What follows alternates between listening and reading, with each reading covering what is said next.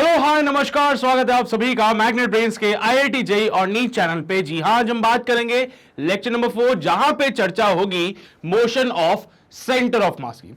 वैसे इससे पहले वाले लेक्चर में आपने देखा होगा कि सेंटर ऑफ मास शिफ्ट हो रहा था, याद है कुछ ट्रंकेटेड सिस्टम में। हां, ट्रंकेटेड सिस्टम में सेंटर ऑफ मास शिफ्ट हो रहा था।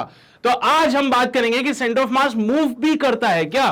तो बिल्कुल मूव भी करेगा और उसको मूव भी कराएंगे आज हम लोग। तो क्या है इसके लिए प्रोसेस, क्या क्या फॉर्मूले लगाने हैं, ये सारी बातें आज के लेक्चर में हम चर्चा करेंगे। ठीक है। सो मेरा नाम आशीष कपलेश, मैं पिछले 6 सालों से जेईई एस्पिरेंट्स को पढ़ा रहा हूं। मोर देन 50,000 स्टूडेंट्स को मैं पढ़ा चुका हूं and now it's your turn. तो बेटा इंपॉर्टेंट बात यह है कि जो मैं कहता हूं वो आपके लिए इंपॉर्टेंट होने वाला है। क्या क्या बातें हैं इंपॉर्टेंट अपने लिए। सबसे पहले इंपॉर्टेंट बात तो यही है कि जो भी टॉपिक वाइज वीडियो आप देख रहे हैं, मेक श्योर बेटा कि आप उनके नोट्स जरूर बनाएं। जो भी चीजें लेक्चर में आती हैं उनके नोट्स बनाना अनिवार्य है। प्रैक्टिस प्रॉब्लम्स के लिए हम डीपीपी दे रहे हैं आपको। आपने कोई भी टॉपिक पढ़ा, जैसे आज का टॉपिक पढ़ा, तो उसकी डीपीपी सॉल्व करनी है अपने को। फिर तो बेटा डीपीपी सॉल्व करने के लिए आप जाइए हमारे ऑफिशियल वेबसाइट www.magnetbronze.com पे, और यहां पे जाके आपको पीडीएफ फॉर्मेट में ये डीपीपी अवेलेबल हो जाएगी। ठीक है। इनकेस डीपीपी सॉल्व करते करते समस्या आ गई तो भाई चिंता न को, हम लोग है ना, हम लोग इसका वीडियो सॉल्यूशन भी प्रोवाइड कराएंगे आपको। तो ये वीडियो सॉल्यूशन भी आपको ऑफिशियल वेबसाइट पे मिल जाएगा। ठीक है। इसके अलावा chapter wise previous practice questions आपको करने हैं। मैं यहां पे क्वेश्चंस की प्रैक्टिस कराता हूं, सेशन के बीच में कराता हूं, प्रीवियस ईयर क्वेश्चंस में कराता हूं, बट जो मैं करा रहा हूं वो तो काफी है ही सही। इसके अलावा और भी चीजें आपको खुद से करनी है, और भी क्वेश्चंस की प्रैक्टिस खुद से करनी है, और भी पीवाईक्यूज खुद से करने हैं। ठीक है। तो ये सारी चीजें आपकी जिम्मे में है। आपको इतना सा टास्क परफॉर्म करना ही होगा, तभी बात बनेगी, तभी सिलेक्शन होगा। बेटा ये बात मैं अपने कुछ पिछले एक्सपीरियंसेस से बोल रहा हूं। आपसे पहले भी बच्चों को पढ़ाया, उनको भी यही प्रोसेस से पढ़ाई करवाई, उन्होंने पढ़ाई करी है, इसी प्रोसेस से अपनी प्रिपरेशन करी और उनका सिलेक्शन हुआ भी है। तभी मैं आपको भी बोल रहा हूं कि भाई पैटर्न बहुत शानदार है, बस एक चीज भी मिस मत करना इसमें से। ठीक है। बाकी सारी चीजें हम पे छोड़ दो। हमारी जिम्मेदारी है आपको गाइड करने की, हमारी जिम्मेदारी आपके डाउट्स देने की, हमारी जिम्मेदारी आपके लिए टेस्ट पेपर्स लाने की। हर एक चीज हम आपको टाइम टू टाइम प्रोवाइड कराते रहेंगे। आप बस अपने इस पैटर्न पे चिपके रहना। ठीक है बेटा, यहां पे कोई मक्कारी नहीं होगी। ऐसा कभी मत करना कि सर हमसे तो क्वेश्चंस की प्रैक्टिस नहीं हुई तो हमने छोड़ दिए, या प्रीवियस ईयर क्वेश्चंस मैंने अभी नहीं किए, सोचा मैं बाद में कर लूं। कर लो यार, अभी खत्म करो एक साथ सारी चीजें। ठीक है, ताकि बाद में कोई वर्क बैकलॉग नहीं रहे और बाद में जाके कोई ऐसा लोड हमारे ऊपर ना आए चीजों को लेकर। ठीक है। चलिए बेटा, तो पेन और पेपर लेके तैयार हो जाओ। आज हम बात करेंगे मोशन ऑफ सेंटर ऑफ मास की। भाई सेंटर ऑफ मास के बारे में इतना तो हम जान चुके हैं कि वो शिफ्ट होता है? सेंटर ऑफ मास के बारे में इतना तो हम जान चुके हैं कि वो शिफ्ट हो जाता है, जैसे कि हमने लास्ट वाले केस लेक्चर में देखा था। किसी भी बॉडी को अगर आप देखो तो उसमें से कुछ पार्ट निकाल दो तो सेंटर ऑफ मास अपनी जगह से खिसक के कहीं और चला जाता है। अब जब एक जगह से दूसरी जगह गया तो कोऑर्डिनेट चेंज हो गए, उसके कोऑर्डिनेट चेंज हो जाए समय के साथ, तो क्या वो मोशन में है? बिल्कुल है सब। तो यहां पे जब सेंटर ऑफ मास शिफ्ट हो गया तो उसके कोऑर्डिनेट चेंज हो गए, और अगर उसके कोऑर्डिनेट चेंज हो गए तो हम कह सकते हैं कि वो मूव करेगा। तो मूव किया तो भाई मोशन है। मोशन होने के कारण क्या उसके पास कुछ वेलोसिटी वगैरह भी हो सकती है, कुछ एक्सेलरेशन वगैरह भी हो सकता है। तो आओ जरा उसी की हम आज चर्चा करेंगे। ठीक है। तो बेटा मोशन ऑफ सेंटर ऑफ मास में हमारा मकसद यह है कि हम वेलोसिटी निकाल लें सेंटर ऑफ मास की। हमारा मकसद है हम क्या एक्सेलरेशन निकालें सेंटर ऑफ मास का। हमारा मकसद है हम निकालें कि कितना शिफ्ट हुआ या कितना डिस्प्लेसमेंट आया सेंटर ऑफ मास का, वो भी निकाल लें। तो सारी चीजें कैसे की जाती है, मैंने आपको एक जनरल फॉर्मूला बताया था, याद है कुछ? डिस्क्रीट पार्टिकल सिस्टम के लिए अगर मैं बात करूं, अगर हमारी चर्चाएं डिस्क्रीट पार्टिकल सिस्टम के लिए हो जाएं तो it is given bye like this. सही है ना यार, इसमें कोई कमी तो नहीं है ना? यही तो फॉर्मूला बताया था मैंने तुम्हें, divided by m1 plus m2 plus m3 plus dash dash dash. यही वाली बातें मैंने आपको बताई थी। हाँ साहब, बिल्कुल बताई थी। ये किसके लिए था? For discrete particle system. अभी हम पहले चर्चाएं जो भी होंगी वो डिस्क्रीट पार्टिकल के लिए करेंगे, उसके बाद हम कॉन्टिन्यूअस पे भी आके देखेंगे क्या बनती है बातें, है ना? तो अभी जो बातें होगी it is for the discrete particle system.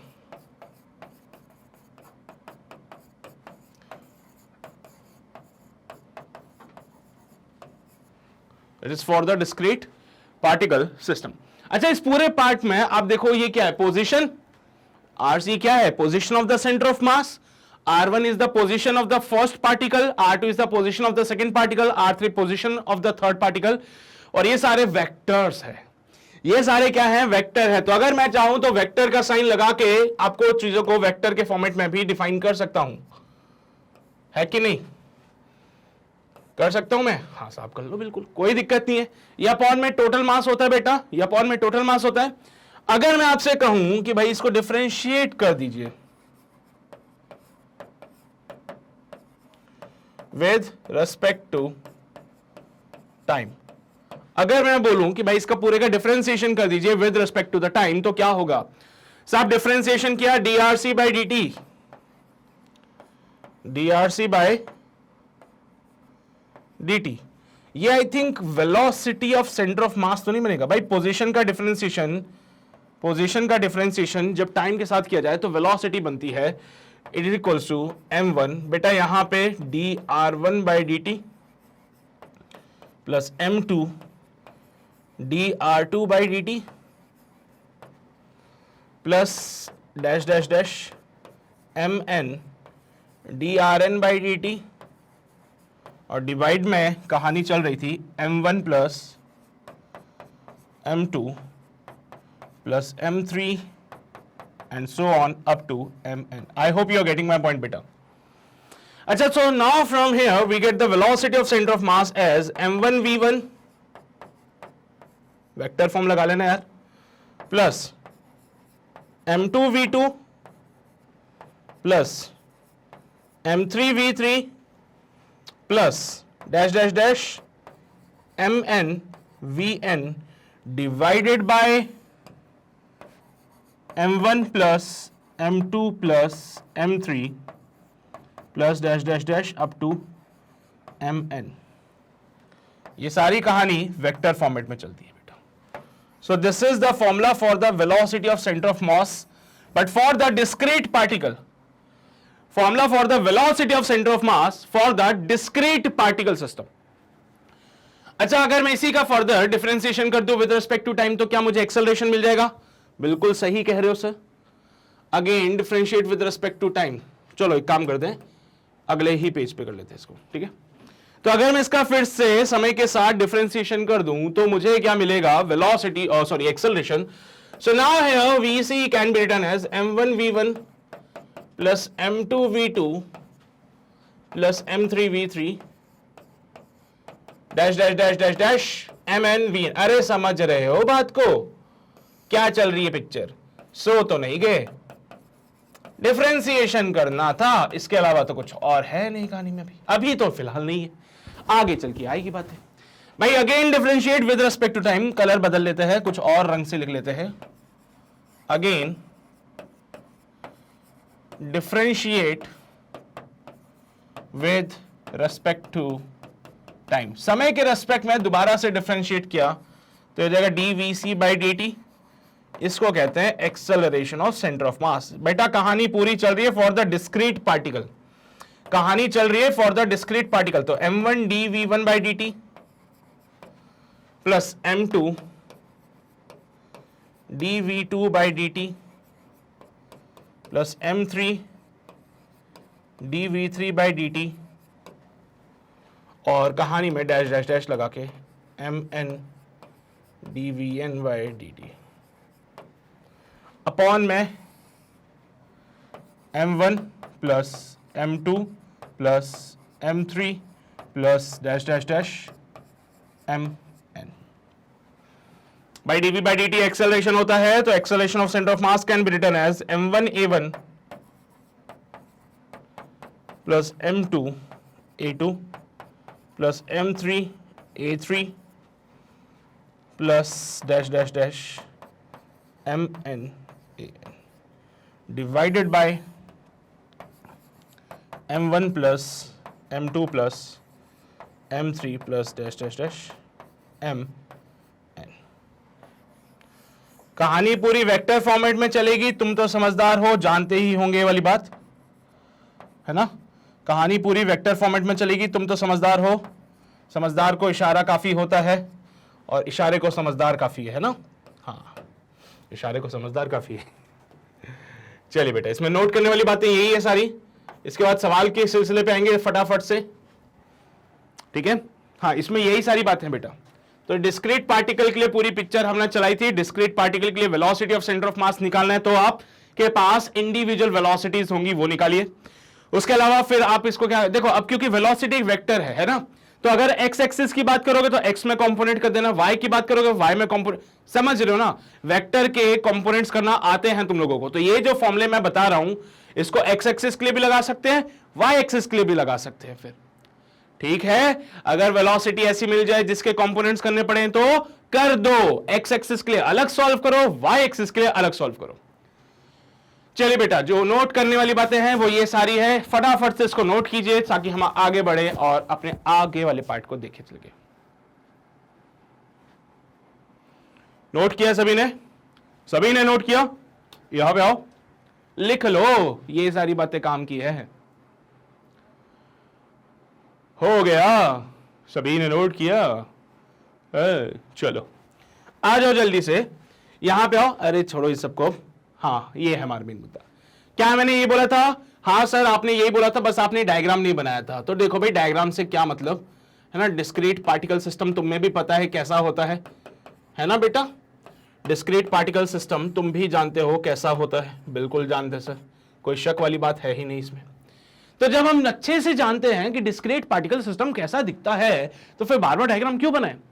अब सर वेलोसिटी की अगर चर्चा करनी है तो एक ऐसी बात समझो ना कि कमरे में बहुत सारे लोग चल रहे हैं, हाँ कह सकते हैं सर। मान लो यहां पे एक कमरा है, कमरे में 5-6 लोग मैंने भर दिए, तो ये 5-6 लोग मिलके क्या बनाएंगे? डिस्क्रीट पार्टिकल सिस्टम, क्योंकि हर एक का मास अलग अलग। अब हर एक को बोल दे चलो, तो हर एक चलने लगेगा, हर एक की अलग अलग वेलोसिटी, अलग अलग डायरेक्शंस में वेलोसिटी। तो क्या करोगे भाई? अब मुझे दिख रहा है कि एक इधर जा रहा है, एक इधर जा रहा है, एक सामने जा रहा है, तो अल्टीमेटली ओवरऑल अगर मैं बात करूं तो इस साइड ही जा रहे हैं हम लोग सभी लोग। जैसे यहां पे बात करें, ये मान लो कोई भी पार्टिकल, ये वाला एक पार्टिकल ले लिया, ये दूसरा पार्टिकल ले लिया हमने, ये तीसरा पार्टिकल ले लिया हम लोगों ने, ये चौथा पार्टिकल, इन सबको बोला चलो, तो हो सकता है एक ऐसे चलेगा V1 से, एक ऐसे चलेगा V2 से, एक इधर की तरफ चलेगा V3 से, एक हो सकता है इधर ही जाए V4 से। तो हर एक अपनी अपनी डायरेक्शंस में जा रहा है, जाने दो कोई दिक्कत नहीं है, बट आपको ध्यान रखना है कि इनके कंपोनेंट्स कर लेना। एक बार x में कंपोनेंट करोगे, एक बार y में कंपोनेंट करोगे। तो पहले फॉर्मूला लगाओगे x के लिए, बाद में फॉर्मूला लगाओगे y के लिए, बस कहानी सिंपल है बेटा। जब सारे पार्टिकल चलेंगे तो क्या पूरा सिस्टम इधर की तरफ शिफ्ट होगा क्या? सोचो ना जरा, सोचो जरा, जब सारे पार्टिकल चलने लग जाएंगे एक ही पर्टिकुलर डायरेक्शन में तो पूरा सेंटर ऑफ मास, ये पूरा सिस्टम इधर हो जाएगा। जैसे चींटियों का एक झुंड होता है, तो हमने देखा बहुत सारी जगहों पे चींटियां अगर इकट्ठी हो जाए और उन चींटियों को बोल दिया जाए कि भाई इधर जाओ, हालांकि वो तुम्हारी बात मानेंगी नहीं, लेकिन मान लो कि अगर तुमने उनकी बात मान ली, तो सारी चींटियां जब एक झुंड में थी, जब सारी एक साथ एक ही डायरेक्शन में चलेगी तो तुम्हें एक पूरा वो जो उनका झुंड होता है वो चलता हुआ दिखता है पूरे एक साथ? हाँ सर दिखता है। तो पूरा सेंटर ऑफ मास चलता हुआ दिखेगा तुम्हें उसका? बिल्कुल दिखता है सर। तो यही कहानी है, हर एक पार्टिकल, डिस्क्रीट पार्टिकल छोटे छोटे पार्टिकल होंगे, इनको बोल दो चलो, तो जब ये सारे एक साथ इधर की तरफ जाएंगे तो आपको पूरा सिस्टम इधर जाता हुआ दिखेगा विद सम वेलोसिटी, जिसको कहते हैं वेलोसिटी ऑफ सेंटर ऑफ मास। अगर मैं इन सबको बोल दूं कि साहब चलो, तो चलेंगे, ये इधर जाएंगे, इधर जाएंगे, ये चलेंगे, तो सारे पार्टिकल्स मुझे इधर जाते जाते दिखेंगे, धीरे धीरे सारे पार्टिकल्स इधर जा रहे, इधर जा रहे, इधर जा रहे, तो मुझे पूरा सिस्टम इधर जाते हुए दिखेगा विद सम वेलोसिटी। यही तो हमारी velocity of centre of mass होगी। I hope you are getting my point बेटा। मेरी भावनाओं को समझ रहे होंगे, मेरी बातों को समझ रहे होंगे। पोजीशन निकालने के लिए तो ये निकाल सकते हो फॉर्मूला, वेलोसिटी के लिए ये वाला फॉर्मूला बिल्कुल 100% वैलिड है, ठीक है। और आगे चल के इसी का फर्दर जब आप डिफरेंशिएशन करोगे तो ये फॉर्मूला आ जाएगा किसके लिए बेटा? एक्सेलरेशन के लिए। तो बता देता हूं वो भी, पहले सवाल आ गया क्या? ओहो चलो सवाल नहीं, पहले हम फॉर्मूला दिखेंगे। देखो बेटा, वेलोसिटी का फॉर्मूला आपने इसका फिर से क्या किया बेटा? समय के साथ डिफरेंशिएशन किया तो एक्सेलरेशन आ गया, ठीक है मेरे बच्चे, क्लियर है की बातें? अब आ जाओ सवाल पे। सवाल है हमारा find the velocity of centre of मास। भाई टू पार्टिकल सिस्टम में पहला पार्टिकल 2 kg का, पहला पार्टिकल 2 kg का, दूसरा पार्टिकल 1 kg का, और पहला वाला जो पार्टिकल था वो 5 मीटर पर सेकंड से जा रहा है, दूसरा वाला पार्टिकल जा रहा है 10 मीटर पर सेकंड से। So now find the velocity of centre of मास। मैंने क्या बोला था, वेलोसिटी है एक्स और वाई में कंपोनेंट्स कर सकते हो इसका। करें सॉल्व, करें सॉल्व। चलिए भाई मेरी बारी। देखो साहब ये 5 का इधर एक कंपोनेंट आएगा जिसको हम प्यार से कहते हैं 5 cos 37 डिग्री। अब cos 37 तो होता है 4/5, तो 5 into 4/5 comes out be 4 metre per second. और एक वेलोसिटी इधर आएगी, ये इसको मैंने बोला Vx of the particle number first, ये Vy of the particle number first given by 5 sin 37। अब sin 37 होता है 3/5, can be written as 3 metre per second.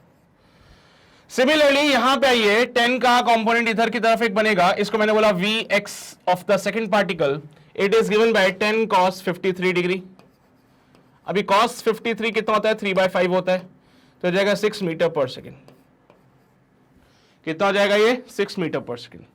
नीचे की तरफ एक वेलोसिटी आएगी, इसको मैंने बोला Vy2, it is given bye 10 sin 53। sin 53 4/3 होता है, 4/5 होता है, तो it comes out be 8 metre per second. ठीक है, मासेस आपको पता है, m1 है हमारे पास 2 kg, m1 कितना हो जाएगा, 2 kg का हो जाएगा, और m2 हमारे पास हो जाएगा 1 kg का। m1 है हमारे पास 2 kg का और m2 है हमारे पास 1 kg का। मैंने क्या बोला, velocity is a vector quantity. तो आप या तो एक काम करिए कंपोनेंट्स कर लीजिए, नहीं तो आप वो कॉमन फॉर्मूला लगा दो एक भाई, common formula velocity of centre of mass given by m1 v1 vector plus m2 v2 vector divided by m1 plus m2। अब एक काम तुम ये कर सकते हो कि सर v1 वेक्टर को लिख सकते हैं हम लोग यहां पे। v1 का मैग्नीट्यूड आपको पता है 5 है, v1 का मैग्नीट्यूड पता है, बट क्या आपको v1 वेक्टर पता है? हां सर पता है, vx1 i cap plus vy1 j cap. या तो अलग अलग x एक्सिस और y एक्सिस को सॉल्व कर लो, नहीं तो v1 वेक्टर निकाल लो। तो v1 वेक्टर को लिखा जाएगा बेटा vx1 i cap plus vy1 j cap. vx1 कितना आ रहा है बेटा, 4 i cap plus 3 j cap. ये आया v1 वेक्टर। सिमिलरली बेटा अगर मैं यहां से v2 वेक्टर निकालने की कोशिश करूं तो v2 वेक्टर क्या बनेगा, this is your v2 vector and ये v2 का मैग्नीट्यूड था। तो सर v2 वेक्टर को लिखा जाएगा vx2 i cap plus vy2, लेकिन माइनस का j कैप, क्योंकि वो नेगेटिव डायरेक्शन में बेटा, नेगेटिव डायरेक्शन माइनस का j कैप। vx2 को मैंने बोला क्या, 6 i कैप माइनस का 8 j कैप। सो ये v2 वेक्टर हो जाएगा। So now from here we have v1 vector, we have v2 vector. यार इनको उठा के यहां पटक दें तो मजा ही आ जाएगा ना, पटक दो पटक दो। चलो सर m1 की जगह 2 kg का और v1 की जगह पे 4 i कैप प्लस का 3 j कैप प्लस m2 की जगह 1 kg और यहां पे v2 की जगह पे लिखेंगे 6 i कैप माइनस का 8 j cap divided by 2 plus 1। तो vc can be written as, बेटा ये कितना होता है, 8 i cap plus 6 j cap plus 6 i cap minus 8 j cap upon 3। सही बात है ना, अरे इसको मल्टीप्लाई किया, 4 2 2 3 6, इसको मल्टीप्लाई किया। अब देखो 8 i cap plus 6 i cap, बेटा ये तो होता है 14 i cap, 6 j cap minus 8 j cap minus का 2 j कैप बटा is the velocity of centre of mass. But मुझे ये नहीं चाहिए, मुझे तो मैग्नीट्यूड चाहिए सर, मुझे ये सब नहीं चाहिए, मैं नहीं मांगता ये सब चीजें, मुझे तो मैग्नीट्यूड लाके दे दो बस। तो भाई मैग्नीट्यूड निकालना पड़ेगा। Let's solve this on the next page, अगले पेज पे आ जाओ। मैग्नीट्यूड निकालते हैं, velocity of centre of mass 14 i cap minus 2 j cap. Velocity of centre of mass is 14 i cap minus का 2 j कैप बटा 3। अगर मैं मैग्नीट्यूड फाइंड करने की कोशिश करूं तो it comes out be under root of 14/3 का स्क्वायर प्लस 2/3 का स्क्वायर। अरे इसको ऐसे लिख लूँ ना, 14/3 आई कैप माइनस 2/3 जे कैप, ऐसे लिख सकते हैं ना इसको। सो 14 इंटू 14 कितना होता है ये, 256, 4 9, 10 11 12 13 है, ये क्या हो गया, 4 4 16, 4 1 4, ठीक है, 4 9 4 236, पक्का ये होता है। मुझे तो 256 आता है यार, कहीं लोचा तो नहीं कर दिया हमने। हाँ वही मैं सोचूं,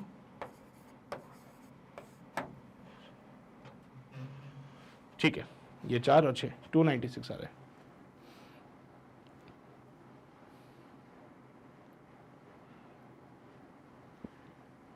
और पर में 3 भी ना, तो उसको 9 करना पड़ेगा।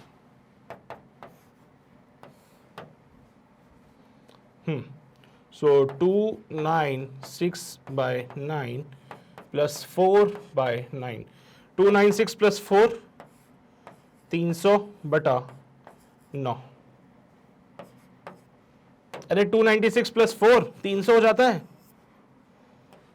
हाँ 296 प्लस का 4 300 हो जाता है, तो ये 300 का तो 100 बाहर आ जाएगा, 10 बन जाएगा ये, और अपॉन में 3 और अंदर में कहानी √3। ठीक है, तो भाई √3 को 1.7 लिख दूं बटा 3, कैन बी रिटन एज 17/3।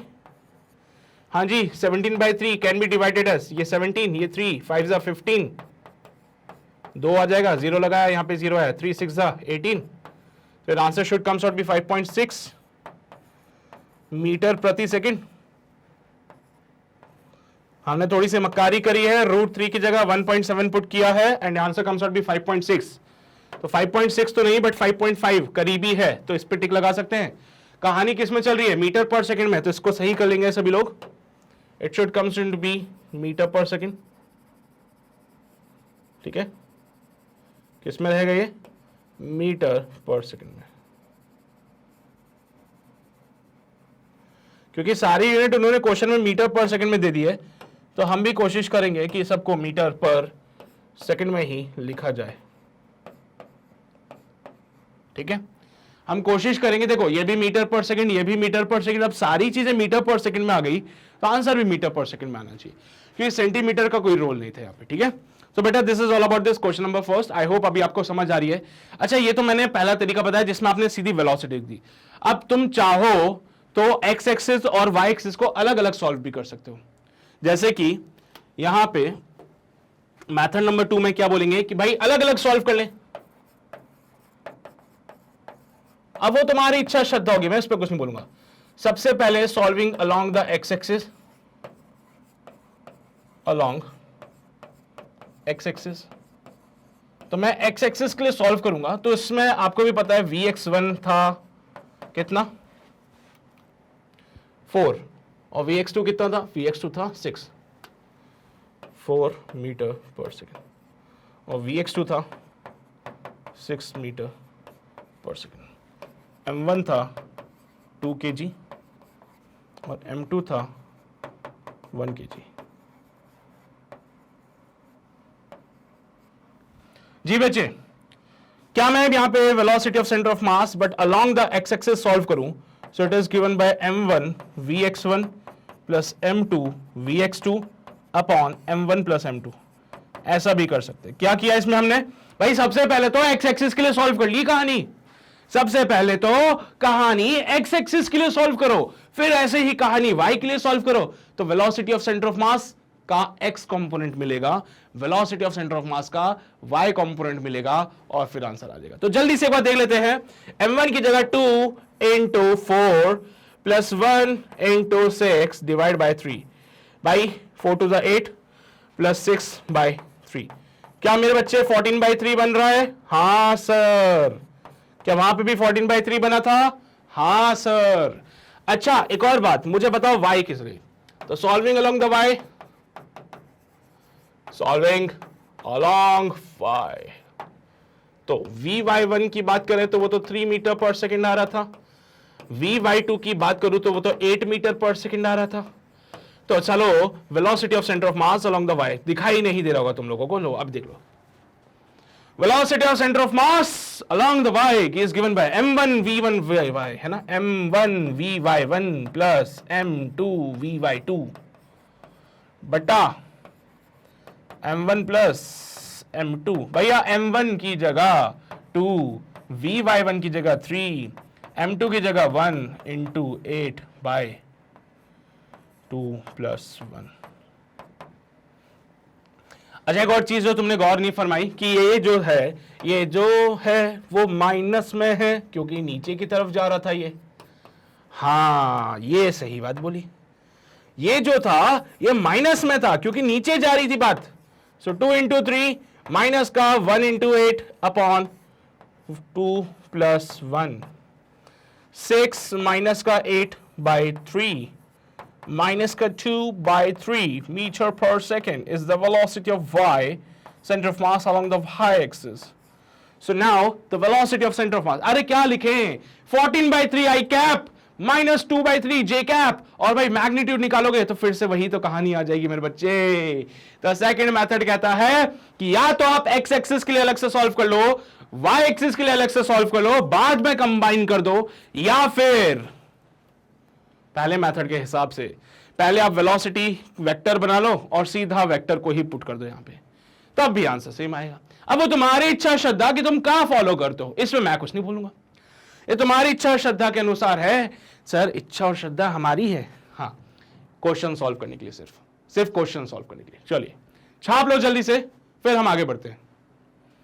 छापो छापो छापो, किया नोट सभी ने, पक्का? फिर यहां पे आओ, आया आंसर, वही बात बन गई 14 by 3 I cap minus 2 by 3 J cap, बन गई वही बात 14 by 3 I cap minus 2 by 3 J cap. चलो फिर इधर आओ, ये मेथड नंबर 2 नोट करो, कहानी फिर से वही आ जाएगी। तो जल्दी से छापो, फिर हम आगे बढ़ते हैं। किया नोट सभी ने नोट किया? वेलोसिटी की बातें समझते हो ना, फिर उसके बाद एक्सेलरेशन की भी समझते हो ना, तो सवाल कर लेते हैं फिर एक्सेलरेशन का भी एक। हाँ क्या करें सर, ये तो वो पुली वाला सिस्टम हो गया, तो सर इसमें भी सेंटर ऑफ मास होगा। अरे देखो ना, ये भी मास, अच्छा पुली को मासलेस कंसीडर करते हैं। लेट अस कंसीडर पुली एज मासलेस। पुली हमारी मासलेस है, इसको छोड़ दो थोड़ी देर के लिए, भूल जाओ इसको। कैसे भूल जाए सर?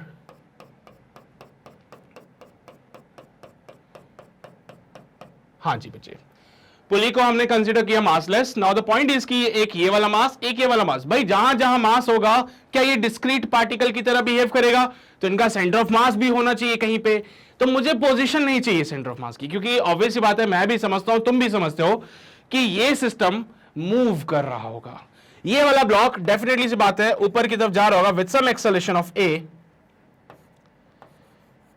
और सिमिलरली ये वाला बॉक्स नीचे जा रहा होगा with the same acceleration of a. ये तो तुम भी जानते हो, मैं भी जानता हूं, इसमें तो सोचने वाली बात ही नहीं थी। अब क्योंकि ये भाई मोशन में है तो यहाँ पोजीशन निकालना थोड़ा सा डिफिकल्ट हो जाएगा मेरे लिए, क्योंकि एग्जैक्ट पोजीशन तो मैं तभी बता पाता जब ये रुके हुए होते, पर ये मोशन में है तो इनके जो पोजीशन है सेंटर ऑफ मास की वो चेंज होती रहेगी, है ना।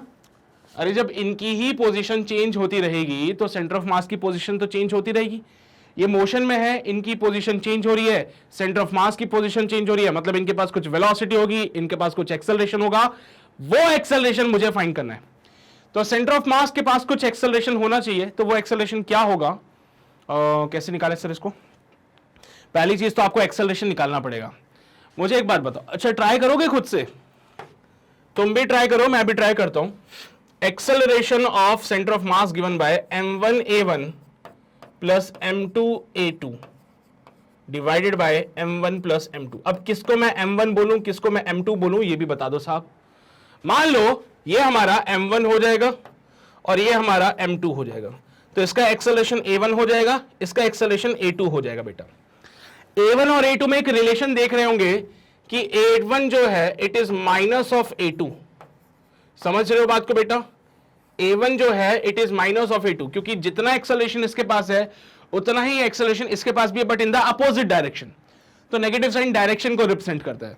भाई अगर ये ऊपर की तरफ जा रहा है तो वो नीचे की तरफ जाएगा, तो दोनों के पास सेम एक्सेलरेशन होगा but with the opposite sign. m1 की जगह पे मैंने पुट किया m, a1 की जगह मैंने पुट किया a, m2 की जगह मैंने पुट किया 2m और सॉरी 3m, और a2 की जगह मैंने पुट किया माइनस का a। बेटा चलेगा क्या? डिवाइड बाय m1 की जगह m और m2 की जगह 3m। बेटा चलेगा क्या? m1 की जगह अगर मैं a पुट कर दूं,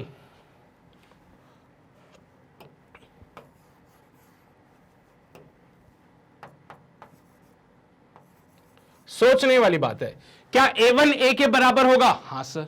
क्या a2 माइनस a के बराबर होगा? हां सर। तो it comes out be ma minus का 3ma divided by 4m। So minus का 2ma divided by 4m। 2m से ये 2 टाइम्स कैंसल आउट हो जाएगा and your answer comes out be minus का a/2।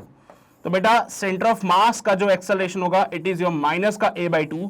क्या तात्पर्य है इसका? क्या मतलब है बेटे इसका? कि सर इन दोनों का जो सेंटर ऑफ मास कहीं पे भी है, मुझे नहीं पता कहां हैगा, ऑब्वियस सी बात है, इतना तो मैं जानता हूं कि 3m के पास में कहीं होगा। मान लो यहां पे आ गया सेंटर ऑफ, मान लो थोड़ी देर के लिए कि यहां पे आ रहा है सेंटर ऑफ मास, तो बोला है सेंटर ऑफ मास नीचे जाएगा with an acceleration of a/2। Centre of मास नीचे जाएगा with an acceleration of a/2। Negative का साइन मतलब समझ गए ना, नीचे की तरफ जा रहा है। तो मैंने मान लिया कि m1 और m2 का सेंटर ऑफ मास यहां पे कहीं m2 के पास आ रहा होगा। So now the point is कि सेंटर ऑफ मास नीचे जाएगा but with an acceleration of a/2। ये 3m नीचे जा रहा है with an acceleration of a, m ऊपर जा रहा है with an acceleration of a, centre of मास नीचे जाएगा with an acceleration of a/2। But point ये है कि सवाल में a गिवन नहीं है सर। अब क्या करें यार, ये तो समस्या होगी है। अब a के बारे में तो हमें पता नहीं, a तो हमने खुद से माना था। जब a को आपने खुद से माना है तो a का वैल्यू कहां से निकालोगे? तो उसके लिए हम चलेंगे हमारे पुराने ज्ञान पे, पुराना ज्ञान जो लॉज ऑफ मोशन से हमने प्राप्त किया था, और लॉज ऑफ मोशन में बोला था a is equals to driving force upon total mass. याद आ रहा है कुछ? कुछ पुरानी यादें? ऐसा तो नहीं लग रहा पिछले जन्म में पढ़ा था हमने ही कभी टोटल मास। बोलो मेरे बच्चे, यहां पे फोर्स लगेगा 3mg जिसके कारण पूरा सिस्टम नीचे की तरफ जाएगा। यहां पे फोर्स लगेगा 3mg जिसके कारण ये नीचे जाएगा, ये ऊपर जाएगा। पर इसको ऊपर जाने से किसी ने रोक लिया सर, यानी कि 3mg को रोकने वाला कोई है, कौन? mg।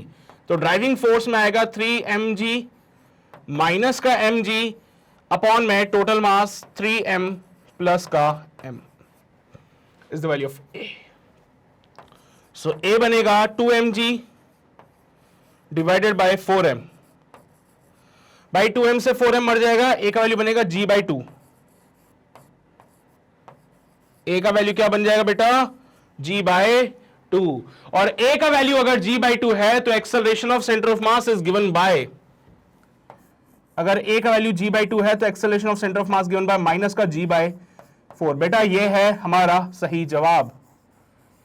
a का वैल्यू अगर g/2 है तो it comes out be minus का g/4 and this is the final answer we have. तो इसको नोट करें सभी लोग, और उम्मीद करता हूं कि आपको बातें समझ आ रही हैं, कैसे हम एक्सेलरेशन निकालें सेंटर ऑफ मास का, कैसे हम वेलोसिटी निकालें। क्योंकि पूरा सिस्टम देखो, ये हैवी मास है, this is heavy mass, this one is the lighter mass. Heavy वाला मास जब नीचे जा रहा है तो ऑब्वियस सी बात है सेंटर ऑफ मास डोमिनेटेड मास की तरफ होता है बेटा। सेंटर ऑफ मास बहुत मतलबी है, वो हमेशा उस मास की तरफ रहेगा जो ज्यादा है। तो अगर ज्यादा वाला मास नीचे जा रहा है तो सेंटर ऑफ मास भी नीचे चला जाएगा, वो छोटे मास की तरफ तो देखता ही नहीं है ना। समझ लो बात को? अगर 3m ऊपर जा रहा होता और ये नीचे जा रहा होता, ऐसा होता नहीं, बट मान लो अगर ऐसा हो जाए कि भाई इसको पकड़ के कोई खींचे और ऐसा कुछ हो जाए तो फिर सेंटर ऑफ मास ऊपर जाएगा सर। सेंटर ऑफ मास उसके इसमें ऊपर की तरफ जाएगा। तो सेंटर ऑफ मास मतलब ही है जहां पे ज्यादा मास दिखता है वो वहीं चला जाता है ना। समझ रहे हो बात को? चलिए मेरे बच्चे, so this is all about this question number 2। तो इसको छाप लीजिए जल्दी से, फिर हम आगे बढ़ते हैं। किया नोट सभी ने? समझ आती है सभी को बातें? पक्का? चलिए मेरे बच्चे, तो आगे बढ़ते हैं, एक और सवाल करते हैं। By what distance the 4 kg mass should be moved to keep the center of mass stationary to shift the centre of mass by 1 centimetre. बेटा बोला गया कि हमारे पास यहां पे कोई मास पार्टिकल था, इसको हमने आगे शिफ्ट किया, ऐसा नहीं, इसको हमने इधर की तरफ शिफ्ट किया। यहां पे 2 kg का पार्टिकल, यहां पे 4 kg का पार्टिकल, यहां से इसको 8 मीटर आगे शिफ्ट किया, तो यहां से इसको कितना शिफ्ट आगे करूं कि सेंटर ऑफ मास स्टेशनरी रहे और सेंटर ऑफ मास को शिफ्ट किया जाए बाय 1 सेंटीमीटर। वैसे तो मेरे हिसाब से डायग्राम नहीं देना चाहिए था, बट चलो ठीक है, दे दिया उन्होंने, काम बन गया हमारा उसमें। तो 2 kg के लिए डायग्राम बनाना सही था, बट 4 kg के लिए नहीं बनाना चाहिए था, बट चलो कोई बात नहीं। 2 kg वाले को अगर 8 मीटर शिफ्ट किया इधर की तरफ,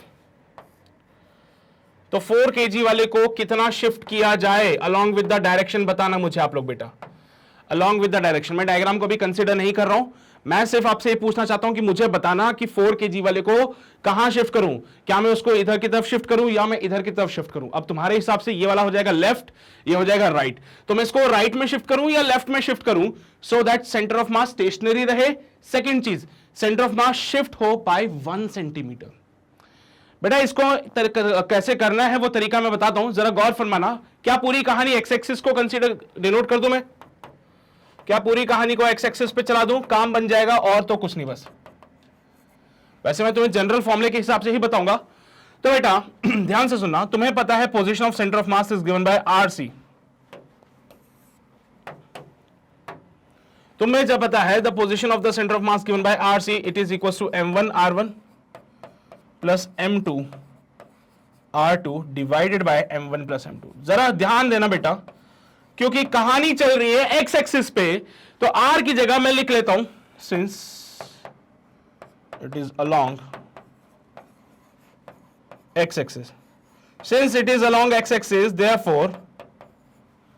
therefore x coordinate of the center of mass given by m1 x1 plus m2 x2 divided by m1 plus m2। अब y के लिए होता तो y के लिए सॉल्व करता, वो अपनी इच्छा श्रद्धा अनुसार है, आंसर यहां से भी आ जाएगा यहां से भी आ जाएगा, तो ऐसे कोई दिक्कत वाली बात नहीं है बेटा। मैं एक काम करता हूं, अभी इसको जनरल फॉर्म से ही बता दूं ताकि x और y में जब भी आए तो तुम कंफ्यूज ना हो। डिफरेंशिएट किया दोनों तरफ,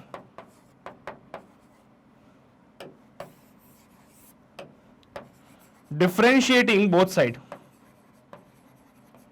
गौर फरमा लो यहां पे अभी फिलहाल के लिए, अगला सवाल खुद ही कर लेना फिर।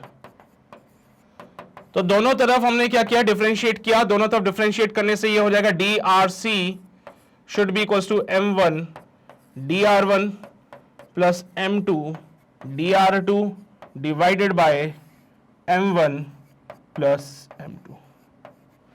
मोस्ट इंपॉर्टेंट फॉर्मूला ऐसे सवालों के लिए और आगे आने वाले कुछ और सवालों के लिए भी।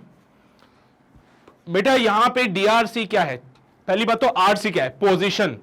आरसी क्या है, पोजीशन, तो डीआरसी चेंज इन पोजीशन। अरे यार ऐसी बात है क्या सर, ऐसे करोगे अब? हाँ बेटा आरसी क्या है, position of centre of mass, तो डीआरसी क्या है, change in position of the centre of mass. R1 क्या है, position of the first particle, so dr1 क्या है, change in the position of the first particle.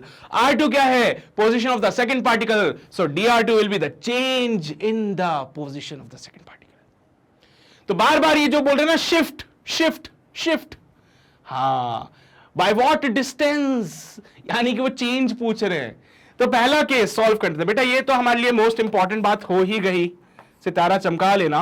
अब पहले केस में देखो, मैं पहला केस मैं सॉल्व कराऊंगा, इसके अगला केस तुम खुद से सॉल्व करोगे। फिर पहला केस मैं सॉल्व करने जा रहा हूं जिसमें बोला है keep centre of mass stationary. पहला बोलता है keep centre of mass stationary. बेटा सेंटर ऑफ मास को स्टेशनरी रखना है, यानी ये उसकी पोजीशन में कोई चेंज नहीं आएगा, तो उस केस में डीआरसी को 0 कर देना। ये पता है ना बेटा, डेल्टा मतलब बड़ा चेंज, और जैसे डी लिखते हैं तो स्मॉल चेंज, पता है ना ये तो आपको? अरे चेंजेस में ये सारी बातें पता है ना। अगर मैं डेल्टा आर लिख दूं और जब मैं डी आर लिखूं तो अंतर समझते हो ना, ये बड़े चेंजेस के लिए होता है। ऐसे चेंजेस जो ऑब्जर्वेबल हैं, जैसे 100 में से 25 को माइनस किया 75 होता है, बड़ा चेंज है, दिखता है, समझो बेटा। 100 में से 25 को माइनस कर दो तो बड़ा चेंज है, दिखता है। साहब 100 सेंटीमीटर पोजीशन थी, 25 सेंटीमीटर माइनस किया तो it comes out be delta r, बड़ा पोजीशन है ये। ऑब्जर्वेबल है, ये दिखता है साफ साफ। लेकिन वही अगर मैं 100 सेंटीमीटर में से माइनस कर दूं 9.999, तो फिर आंसर बड़ा छोटा सा आएगा। कितना बनेगा बेटा?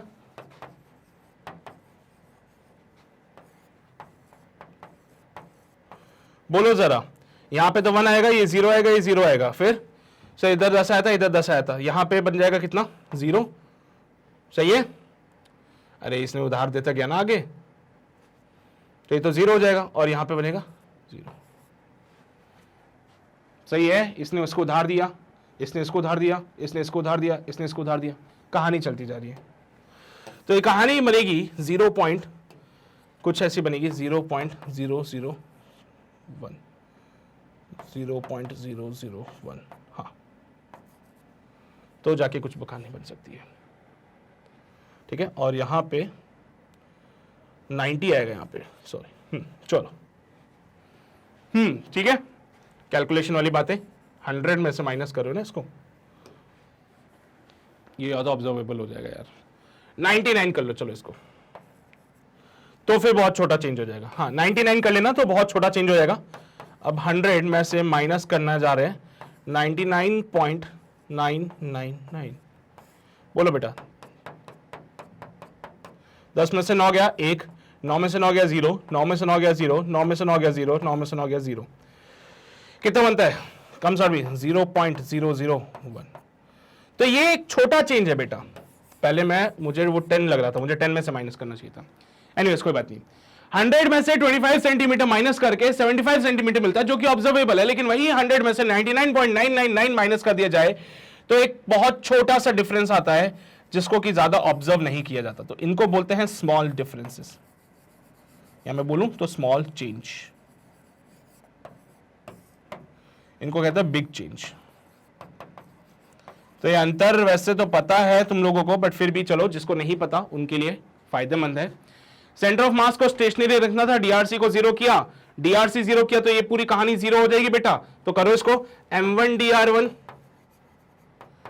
Plus m2 dr2 divided by m1 plus m2 should be 0। बेटा m1 और m2 तो कांस्टेंट हो जाएंगे। कितना बनेगा ये?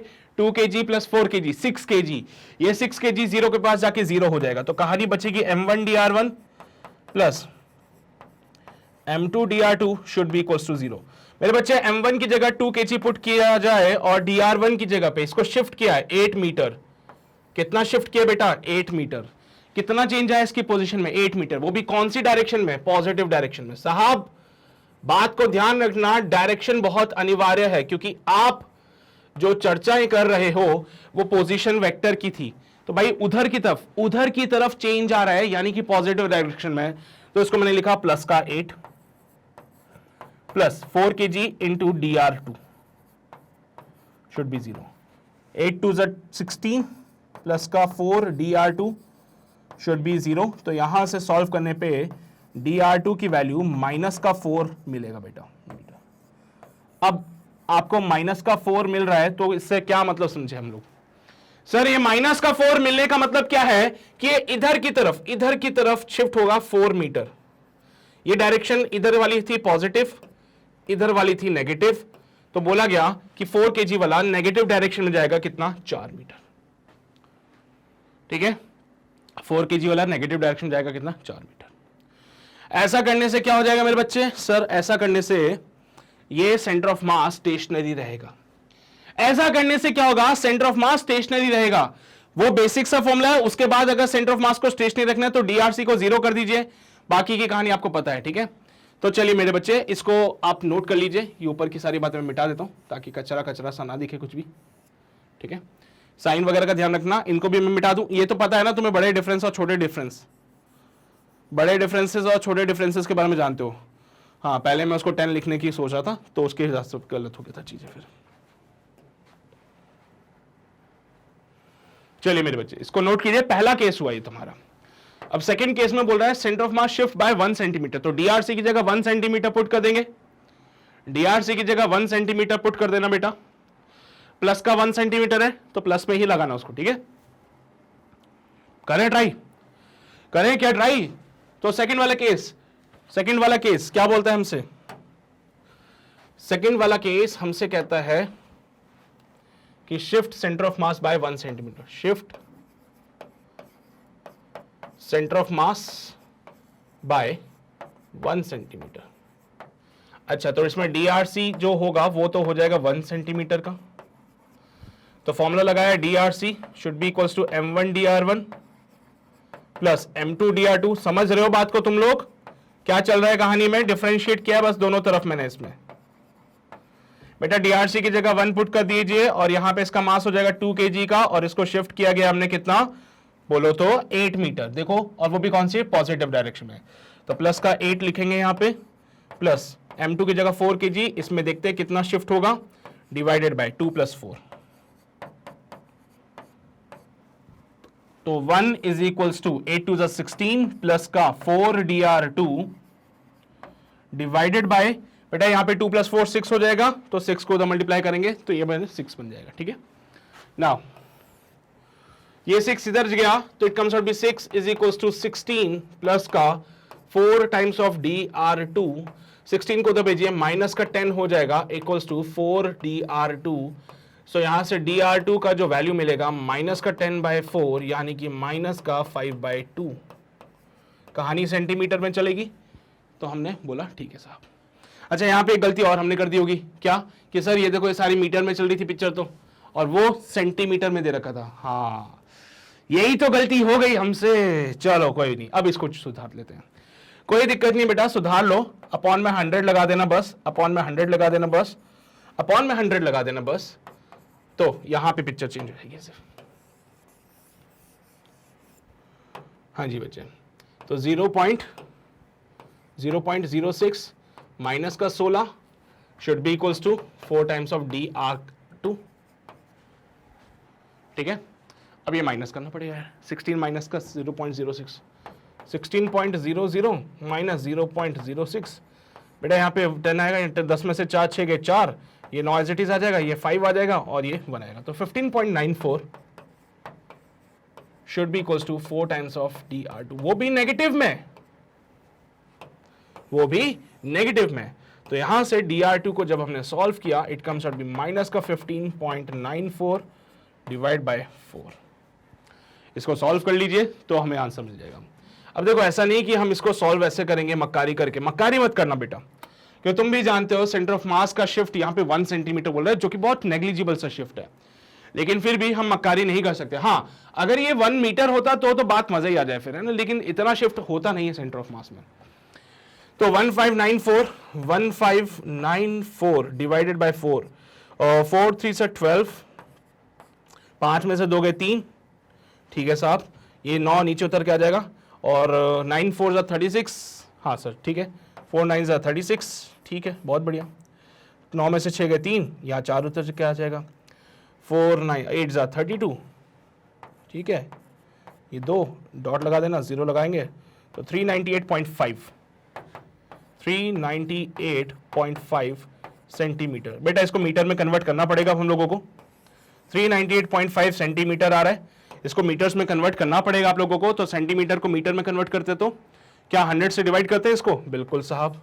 सो dr2 is given bye minus का 398.5 डिवाइड बाय 100, डॉट हटाया, एक और 0 आया, कहानी मीटर्स में आ जाएगी। So dr2 comes out be minus का 3.985 मीटर। बेटा इतना शिफ्ट करना पड़ेगा आपको इसको, है ना। तो पहले तो आप कितना शिफ्ट कर रहे थे? 4। पहले आप कितना शिफ्ट कर रहे थे? 4 मीटर शिफ्ट कर रहे थे। लेकिन अगर सेंटर ऑफ मास शिफ्ट हो जाए by 1 centimetre, which is very small as compare to these values, इन वैल्यूज के रेस्पेक्ट में 1 सेंटीमीटर बहुत छोटा है बेटा। तो सेंटर ऑफ मास में ज्यादा शिफ्ट नहीं आया, एक छोटा सा शिफ्ट आया।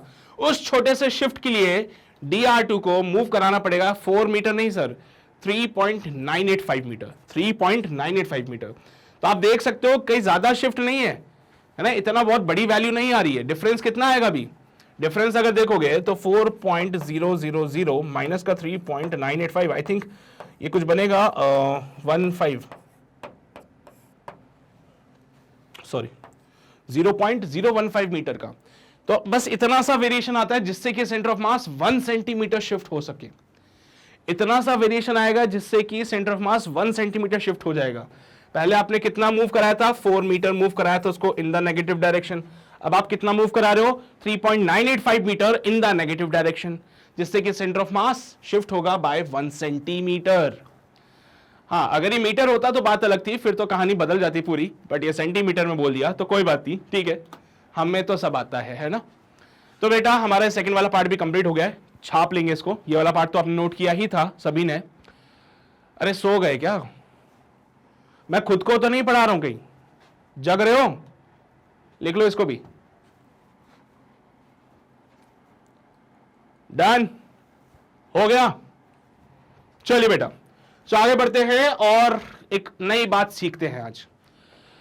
चलो भाई, नई बात क्या सीख रहे हैं कि सर अगर सिस्टम पे लगने वाला जो नेट फोर्स है वो 0 हो जाए तो बेटा अगर सिस्टम पे लगने वाला नेट फोर्स 0 हो जाए तो सिस्टम का एक्सेलरेशन 0 हो जाएगा। हां, यह बात मैं सहमत हूं इस बात से, मैं 100% सहमत हूं इस बात से कि सिस्टम पे लगने वाला नेट फोर्स अगर 0 हो जाए तो भाई जब फोर्स ही नहीं तो काहे का एक्सेलरेशन, और जब एक्सेलरेशन ही नहीं तो velocity of centre of mass constant हो जाएगी।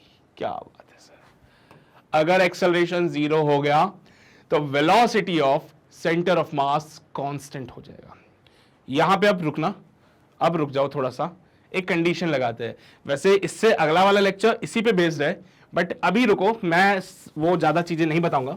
एक कंडीशन है बेटा, स्टार मार्क करना इस कंडीशन पे, under the above condition if system was initially at rest. ये चीज आपको जरूर देखनी पड़ेगी कि सिस्टम इनिशियली रेस्ट पे है कि नहीं है।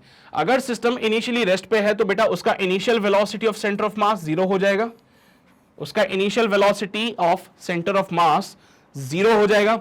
बट क्योंकि वो वेलोसिटी कांस्टेंट थी तो उसकी final velocity of centre of मास भी बेटा 0 ही हो जाएगी, और सेंटर ऑफ मास जो है वो रेस्ट पे रहेगा, यानी कि शिफ्ट नहीं होगा।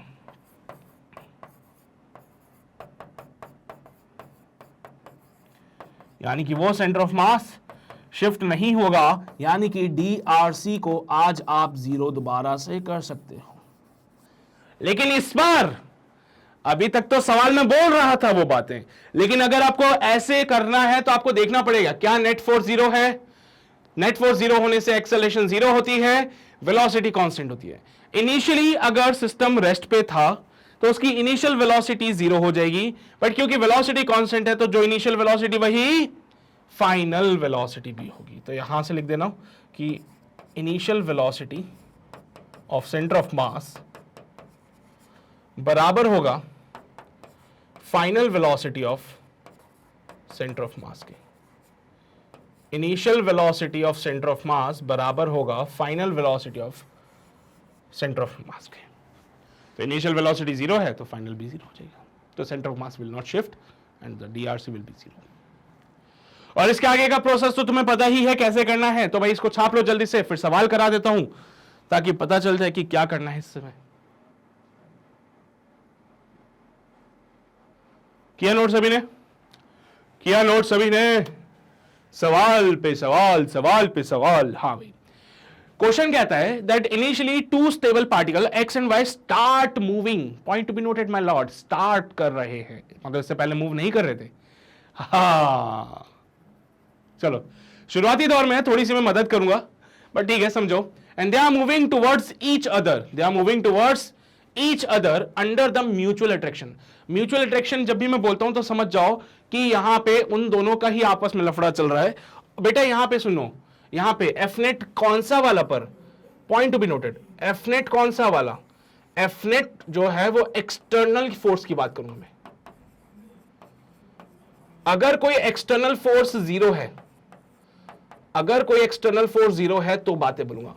इंटरनल फोर्सेस का तो नेट वैसे भी 0 हो जाता है, इंटरनल फोर्सेस होती है उनका नेट तो 0 हो जाता है, लेकिन एक्सटर्नल फोर्स का भी नेट फोर्स 0 होना चाहिए, यानी बाहर से कोई फोर्स नहीं लगना चाहिए। तो यहां पे इन्होंने बोला म्यूचुअल अट्रैक्शन। बेटा म्यूचुअल अट्रैक्शन का तात्पर्य क्या है कि एक पार्टिकल अगर ये है ए और एक पार्टिकल अगर ये है बी, तो इन दोनों को बना दो एक सिस्टम, इन दोनों को बना दो एक सिस्टम। मतलब अब इनके ऊपर बाहर से कुछ नहीं है, बाहर से कुछ नहीं है, आपस का अट्रैक्शन है सर। ये क्या करेगा, बी वाला ए को अट्रैक्ट करेगा, ए वाला बी को अट्रैक्ट करेगा, बट क्योंकि ये म्यूचुअल है तो भाई जितना फोर्स इस पे लगा उतना ही फोर्स इस पे लगा, but in the opposite direction. तो बेटा बोलो क्या नेट फोर्स 0 बोलूं? क्या बाहर से कोई फोर्स की बातें बोली है उसने? क्या बाहर से लगने वाले किसी फोर्स की बात बोली है? नहीं बोली साहब। क्या वो स्टार्ट कर रहे थे मूव करना? बिल्कुल कर रहे थे। तो यहां पे बोला गया एक पार्टिकल ए का जगह आप करो एक्स और एक का नाम रखो वाई, एक का नाम रखो एक्स, एक का नाम रखो वाई। अब x और y मूव कर रहे हैं with the speed of v and 2v respectively, then what is the velocity of centre of mass? ठीक है, इफ एट एनी टाइम, किसी टाइम t पे बेटा इसके पास वेलोसिटी v आ गई, इसके पास 2v आ गई, then what will be the velocity of centre of mass?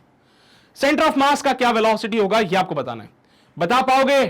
Try करो, देखो क्या आंसर आता है इसका। हाँ भाई क्या करें साहब, नेट फोर्स 0, एक्सटर्नल फोर्स तो 0 ही था लेकिन नेट फोर्स भी 0 हो गया, तो ultimately acceleration of the centre of mass comes out be 0, जिसके कारण क्या हो जाएगा, velocity of centre of mass constant हो जाएगा सर। इंडिविजुअल वेलोसिटी की बात नहीं कर रहा हूं मैं, पूरे सेंटर ऑफ मास, पूरे सिस्टम की वेलोसिटी की बात कर रहा हूं मैं इंडिविजुअल पार्टिकल की बात नहीं कर रहा हूं, मैं बात कर रहा हूं पूरे सिस्टम की वेलोसिटी कांस्टेंट होगी, क्योंकि यहां पे पार्टिकल एक्स और वाई ने चलना शुरू किया था टुवर्ड्स ईच अदर, मतलब इससे पहले तो रुके हुए थे, और अगर इससे पहले रुके हुए थे तो initial velocity of centre of mass will B 0, since initially x and y are at rest। Initially x और y रेस्ट पे थे तो भाई initially velocity of centre of mass 0 हो जाएगा, जिसके कारण final velocity of centre of मास भी क्या हो जाएगा, 0 हो जाएगा। तो दिखने में पार्टिकल दिख रहे हैं मुझे कि सर एक दूसरे की तरफ जा रहे हैं, लेकिन अल्टीमेटली क्या होगा, इनकी velocity of centre of mass 0 हो जाएगा। क्योंकि आप अगर देखोगे तो बाद में पता चलता है कि अभी तो मासेस नहीं दे रखे पार्टिकल के, खैर, लेकिन बाद में पता चलता है कि इसका मास 2m होगा, इसका मास m होगा, करके देख लो आंसर 0 आएगा। ठीक है, क्योंकि क्वेश्चन में इन पार्टिकल्स के मास नहीं दे रखे, लेकिन बाद में अगर आप देखो कैसे भी करके पता लगाओ तो पता चलता है इसका मास 2m हो सकता है और इसका मास m हो सकता है, तभी इनका वेलोसिटी अपोजिट डायरेक्शन में ये कैंसिल आउट करके VCM को 0 करेगा। पर अभी पहले मास के बारे में कुछ कह नहीं सकते थे, मास का हमें कोई ज्ञान नहीं था, तो मुझे यह कंफर्म करना जरूरी है क्या velocity of centre of mass 0 होगा कि नहीं होगा। तो ये चीज मैंने फाइनल की कि velocity of centre of mass 0 है कि नहीं, यह कंफर्म करने के बाद अब मैं इनके मासेस के बारे में टिप्पणी कर सकता हूं। मुझे पता चल चुका है कि velocity of centre of mass 0 है, तो अब मैं इनके मासेस के बारे में बोल सकता हूं कि साहब हो सकता है इसका मास 2m हो सकता है इसका मास m हो, तो अपोजिट डायरेक्शन में जाने की वजह से वो कैंसिल आउट कर दें एक दूसरे को। ठीक है, बट मुझे ये कंफर्म करना बहुत अनिवार्य था, और अगर मैंने ये कंफर्म कर लिया तो मेरी कहानी खत्म हो जाती है। नो डाउट वो पार्टिकल इंडिविजुअली मूव कर रहे हैं, no doubt particles individually move कर रहे हैं, लेकिन overall velocity of centre of mass 0 रहेगा। सर ऐसा कैसे हो सकता है, पार्टिकल मूव कर रहे हैं लेकिन velocity of centre of mass 0 है? तो मैंने यही कहा कि हो सकता है इनका मासेस अभी जिससे आप अनजान हैं, हो सकता है इनका मास कुछ ऐसा हो सकता है इसका मास 2m हो सकता है इसका मास m हो, मान रहा हूं मैं, तो हमें क्या पता, हो सकता है इसका मास 2m हो इसका मास m हो। अगर इसका मास 2m हुआ इसका मास m हुआ तो velocity of centre of mass given by m1 v1 बेटा प्लस m2 v2 अपॉन में m1 प्लस m2। एक बात बता मेरे बच्चे, इसकी वेलोसिटी v, इसका मास 2m, तो 2mv लिख दूं? लिख दो साहब। इसका मास बोल बेटा m, ये वेलोसिटी 2v लेकिन नेगेटिव डायरेक्शन में, तो इसको लिख दूं क्या मैं, प्लस का m इंटू माइनस का 2v, लिख दो साहब, अपॉन में 2m प्लस का m। सॉल्व किया, आंसर कितना आया, 0 आया। तो velocity of centre of mass 0 हो सकता है, अगर ये पार्टिकल मूव कर रहे हैं तो भी velocity of centre of mass 0 हो सकता है बेटा। उसके लिए क्या पता होना चाहिए, उनके मासेस पता होने चाहिए। ये तो मैंने एक स्पेसिफिक केस ले लिया, कि चलो ठीक है इसका मास 2m होगा उसका मास m होगा, तो फिर यहां पे velocity of centre of mass 0 हो सकती है। बट आपको यह बात जानना जरूरी थी कि भाई नेट फोर्स 0 था, acceleration of centre of mass 0 होगा, velocity of centre of mass constant होगा इनिशियली एक्स और वाई, क्योंकि क्वेश्चन बोला स्टार्ट मूविंग, मतलब इससे पहले तो रुके हुए थे, इससे पहले रुके हुए थे, तो इनिशियली एक्स और वाई रेस्ट पे थे, जिसकी वजह से initial velocity of centre of mass zero थी, तो final velocity of centre of मास भी जीरो होगी।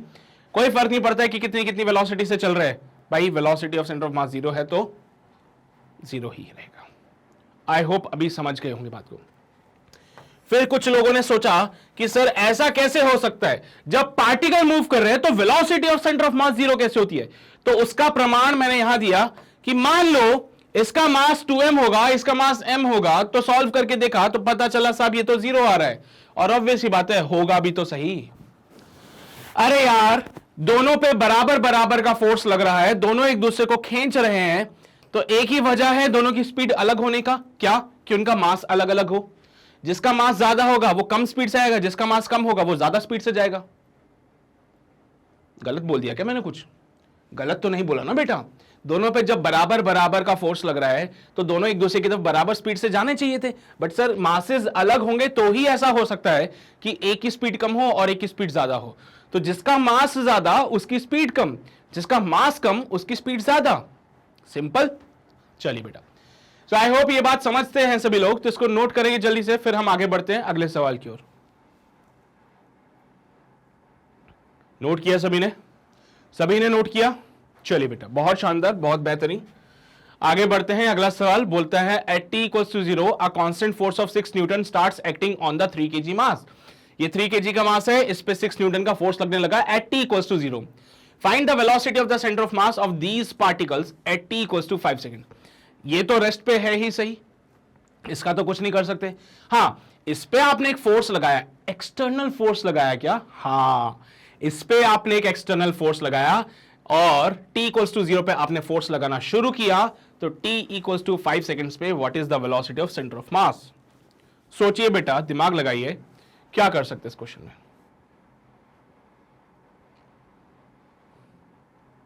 सोचा कुछ?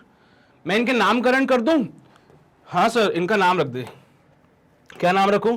करण अर्जुन? नहीं सर, ए और बी अच्छा लग रहा है, ठीक है।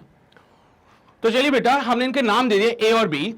ए जो कि हमेशा रेस्ट पे रहता था, ए जो कि हमेशा रेस्ट पे रहता था, बी मूव करने लगता है, t इक्वल्स टू 0 पे उस पे फोर्स लगाया, तो at t equals to 5 seconds कहानी क्या हो जाएगी? 5 सेकंड्स पे चलिए भाई देखते हैं क्या होगा। सर ये भी इनिशियली तो रेस्ट पे था, लेकिन एक्सेलरेशन आएगा इस पे which is given by f by m। Initially तो ये भी रेस्ट पे था। अरे यार, इनिशियली तो 3 kg वाला भी रेस्ट पे था, उस पे स्टार्ट किया आपने फोर्स लगाना, और जब फोर्स लगाओगे तभी तो मोशन आता है। न्यूटन अंकल का पहला लॉ यही तो कहता है मेरे बच्चे कि कोई भी बॉडी रेस्ट पे है तो वो रेस्ट पे ही रहेगी जब तक कि उसके ऊपर कोई एक्सटर्नल फोर्स ना लगा दिया जाए। तो जब तक इसके ऊपर फोर्स नहीं लग रहा था वो रेस्ट पे था, अब इस पे फोर्स लगने लगा, अब ये मोशन करेगा, ये एक्सेलरेट करेगा। बेटा फोर्स है 6 न्यूटन का, 6 न्यूटन का फोर्स, मास है 3 kg का, भाई साहब जाएगा 2 मीटर प्रति सेकंड से। कितना एक्सेलरेशन से जाएगा? 2 मीटर पर सेकंड स्क्वायर से जाएगा। तो हमने बोला कि साहब इसकी वेलोसिटी निकालिए 5 सेकंड पे क्या होगी, तो v equals to u plus 80 लगा लिया हमने, तो v इक्वल्स टू 0 प्लस का 2 इंटू बेटा 5 के बाद 5 सेकंड्स पे बात कर रहे हैं हम लोग। तो सॉल्व करने पे v का वैल्यू मिलता है 10 मीटर पर सेकंड, यानी कि 5 सेकंड्स पे b वाले के पास जो स्पीड है वो है 10 मीटर पर सेकंड। a वाला तो रेस्ट पे है, a वाले पे कोई फोर्स लगा? कोई फोर्स नहीं लगा सर। a वाले पे कोई फोर्स नहीं लगा, b वाले पे फोर्स लगा था। तो अगर मैं velocity of centre of mass निकालूं given by ma plus mb divided by ma plus mb, सही बात है ना? So velocity of centre of mass is given by, अच्छा एक बात बताइए, va क्या वो 0 है? हाँ सर, va 0 है, क्योंकि इस पे कोई एक्सटर्नल फोर्स नहीं था, इस पे कोई एक्सटर्नल फोर्स नहीं था, तो इसका जो ua था वो 0 था, तो va भी 0 हो जाएगा, ठीक है। तो ये पार्टिकल तो रेस्ट पे था, तो ये कहानी तो 0 कर देता हूं मैं, प्लस mb, बेटा mass of b is 3 kg और उसकी वेलोसिटी है 10 डिवाइडेड बाय 2 प्लस का 3, तो velocity of centre of mass comes out be 30 divided by 5 and you know better 5 6 30, तो 6 मीटर पर second is the velocity of centre of mass. तो centre of मास की velocity कितनी आएगी? 6 मीटर पर सेकंड आ जाएगी। बस आपको क्या करना था बेटा, पहले ये फाइंड करना था वेलोसिटी उसकी। हमें क्योंकि 5 सेकंड्स पे वेलोसिटी नहीं पता थी, तो हमने पहले तो 5 सेकंड्स पे वेलोसिटी क्या हो सकती है वो कैलकुलेट करा। वो कैलकुलेट करने के बाद now we have the velocity of centre of mass. हमारा पुराना फॉर्मूला जिंदाबाद, लगा दिया, काम खत्म हो गया। चलिए बेटा छाप लीजिए इसको जल्दी से, छाप लिया? समझ रहे हो बात को? देख रहे हो ना क्या चल रहा है कहानी में यहां पे? ओके बेटा, सवाल कहता है अगला कि एक child, initially child is sitting at the one and. बेटा सिटिंग का मतलब रेस्ट पे है वो, है ना? अब कोई भी आदमी जब बैठा होता है तो वो रेस्ट पे ही रहता है। तो हमने बोला ये बालक इनिशियली रेस्ट पे था at the one end of this trolley. If the child starts running towards the other end of the trolley with the speed of u, with respect to the trolley, the speed of the center of mass. तो बेटा centre of mass का speed बताइए क्या होगा? अच्छा देखो, ये बालक जो है रेस्ट पे था स्टार्टिंग में with respect to the trolley. Trolley के रेस्पेक्ट में ये बालक रेस्ट पे था पहले, और ट्रॉली मूव कर रही थी। तो ट्रॉली मूव कर रही है, बालक उसके ऊपर बैठा हुआ था, यानी बालक ग्राउंड के रेस्पेक्ट में मूव कर रहा था, लेकिन ट्रॉली के रेस्पेक्ट में रेस्ट पे था। So now you have to find the speed of the center of the mass. तो बताइए भाई कैसे करें? क्या कर सकते हैं इसमें हम लोग? कैसे करें साहब? क्या बालक भी मूव कर रहा है u स्पीड से? हाँ सर। क्या ट्रॉली भी मूव कर रही है v स्पीड से? हाँ सर। तो velocity of centre of mass is given by mass of the boy into velocity of the boy plus mass of the trolley into velocity of the trolley divided by mass of the boy plus mass of the trolley.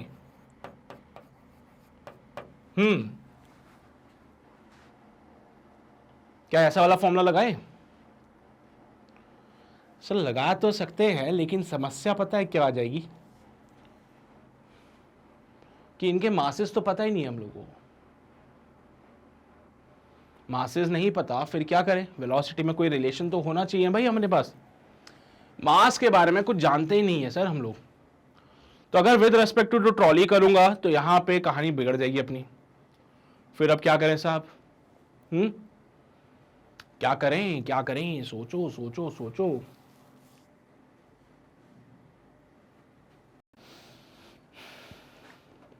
क्या करें यार, क्या करें? एक काम करते हैं, हमने जो भी कॉन्सेप्ट पढ़ा उसी को जरा गौर फरमाते हैं, ठीक है? इसको थोड़ा सा साइड में रखो। इनिशियल केस बना के देखते हैं पहले तो क्या बनता है। सो मैंने बोला initially velocity of centre of mass is equal to the velocity of trolley.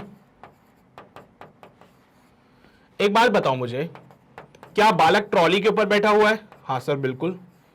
अगर बालक ट्रॉली के ऊपर बैठा हुआ है तो क्या initial velocity of centre of mass वही होगा जो ट्रॉली का है? हाँ सर, बात तो सही बोल रहे हो आप। क्यों? बालक ट्रॉली के ऊपर बैठा हुआ है, तो मैं ट्रॉली बना देता हूं फिर से। सिर्फ यही मूव कर रही है बेटा।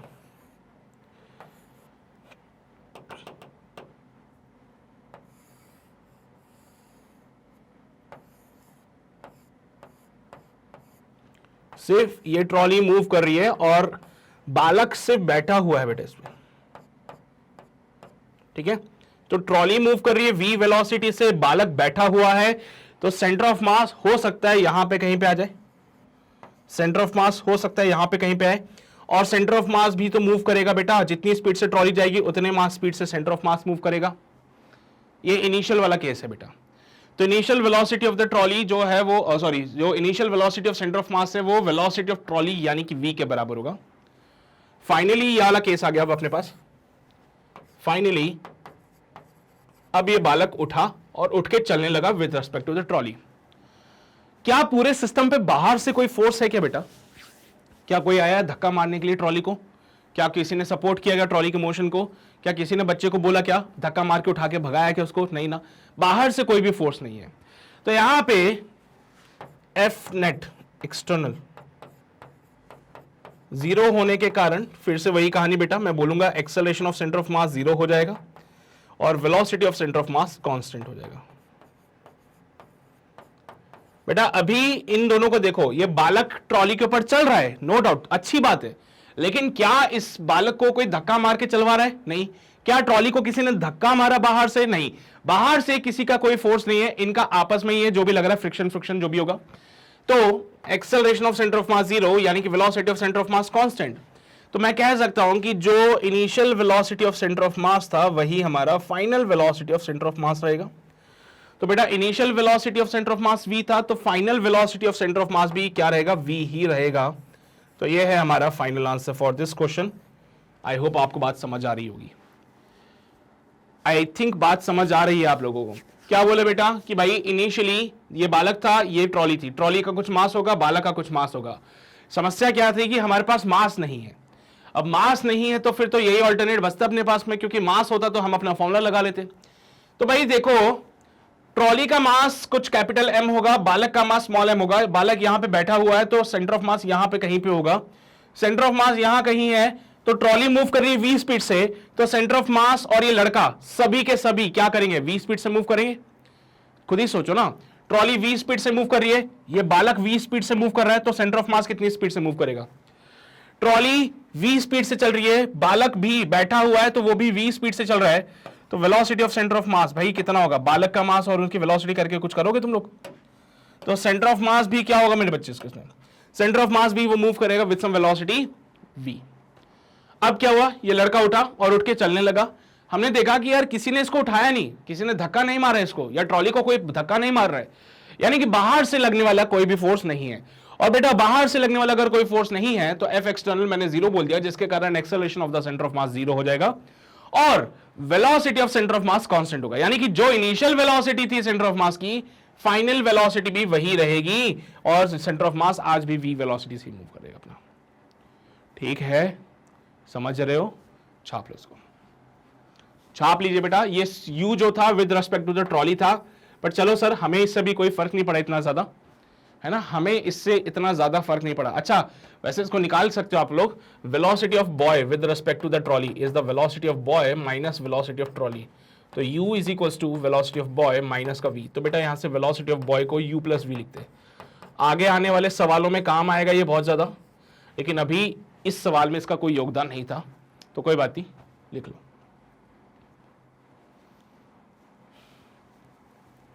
लिखा सभी ने? क्लियर है ये बातें? चलिए मेरे बच्चे, तो आगे बढ़ते हैं to the next question. Question number 7 क्या कहते हैं हमसे? 2 persons A and B having the mass of 80 kg and 70 kg respectively move towards the center of the boat which is 50 kg and 4 meter long. Find the displacement of the boat if initially the system was at rest. तो बेटा system initially rest पे था, point to be noted. Boat का displacement कितना हुआ? If initially the system was at rest, तो boat का displacement कितना हो जाएगा? तो एक काम करें, क्या मैं एक बोट बना दूं यहां पे पहले? तो हाँ सब बिल्कुल बना दो बोट।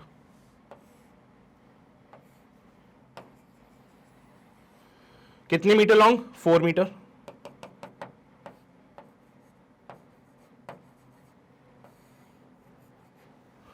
एक बालक आदमी यहां पे है, बालक तो नहीं है, आदमी है, और एक आदमी यहां पे।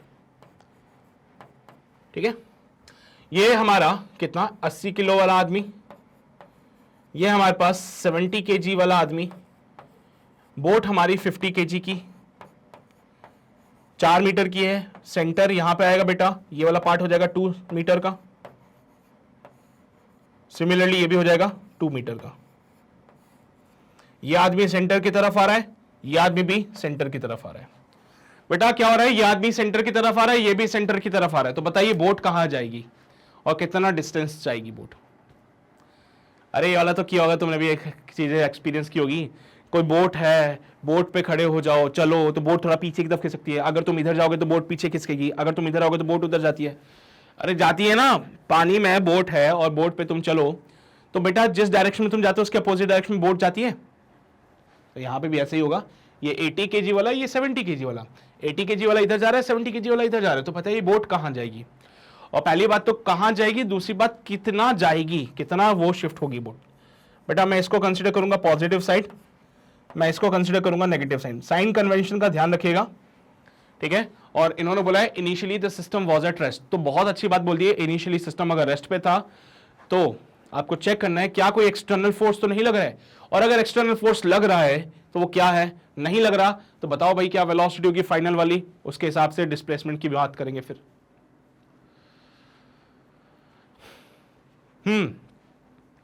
सोचा कुछ? देखो यार मेरे हिसाब से इन्होंने बोला है कि initially system was at rest. अगर इनिशियली बेटा सिस्टम रेस्ट पे है, initially system was at rest,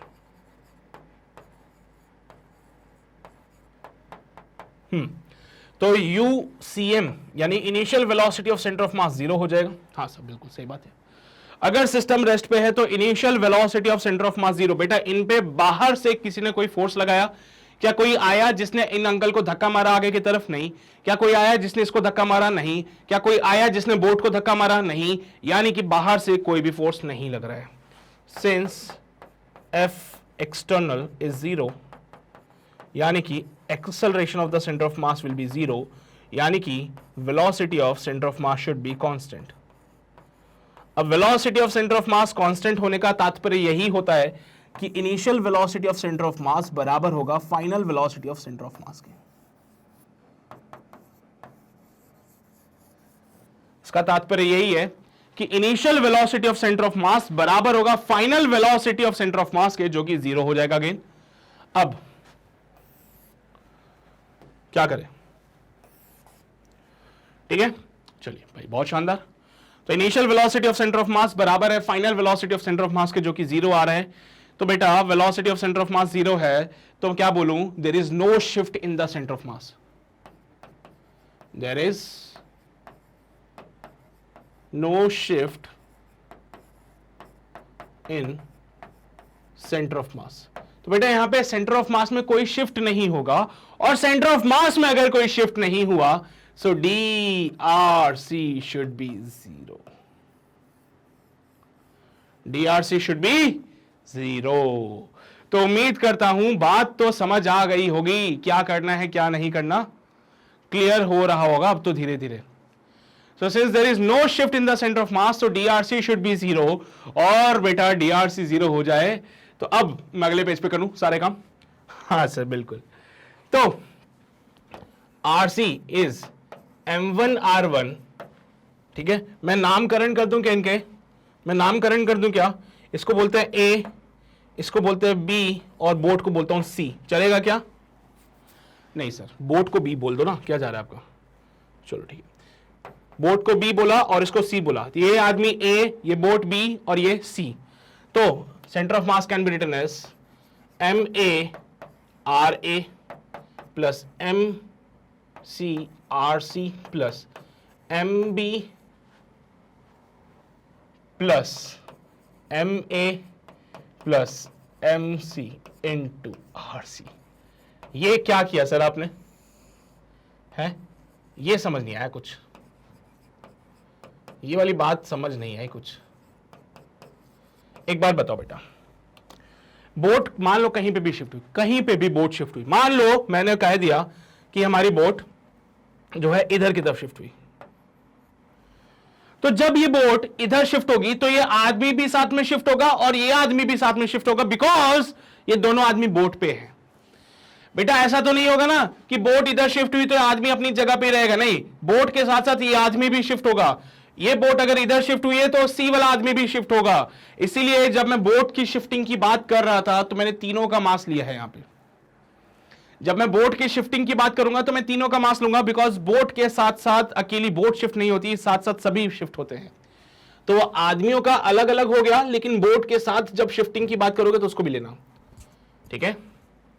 ठीक है, अच्छा वही सारी कहानी। DRC should be equals to MA DRA plus MB DRB plus MA plus MB plus MC into DRB।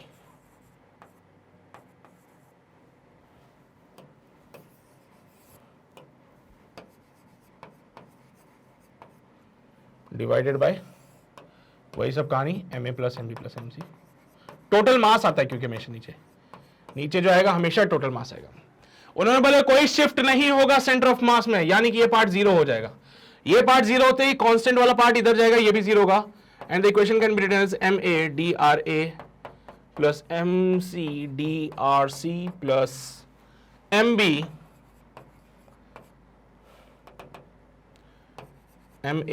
Plus MB plus MC into DRC should be zero.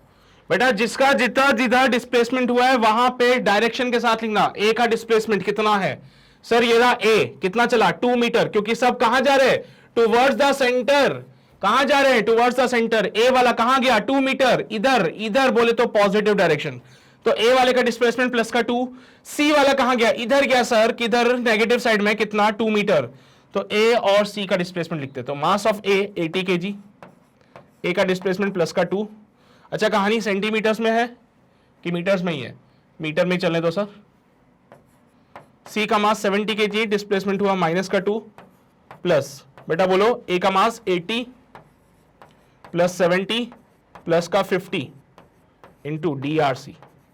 तो RC is the displacement of the boat. देखते हैं कहां होता है बेटे, हो जाएगा 160, ये हो जाएगा माइनस का 140 प्लस का बेटा कितना होता है 8 7 15, 200 हो जाएगा ये, इंटू DRC शुड बी 0।